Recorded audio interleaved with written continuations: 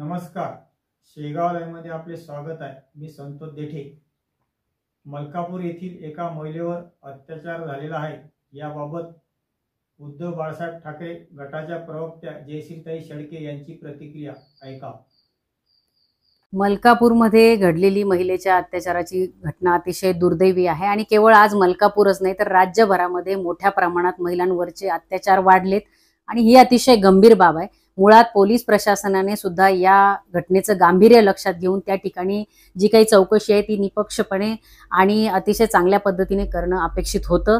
त्या ठिकाणी जर स्वतः पीडितेची तक्रार असेल की चौकशी पूर्णपणे झालेली नाही, योग्य पद्धतीने झालेली नाही, तर माझी पोलीस प्रशासनाला विनंती आहे, माननीय न्यायालयाला विनंती आहे की या प्रकरणाची गांभीर्याने दखल घेऊन चौकशी निपक्षपातीपणे झाली पाहिजे.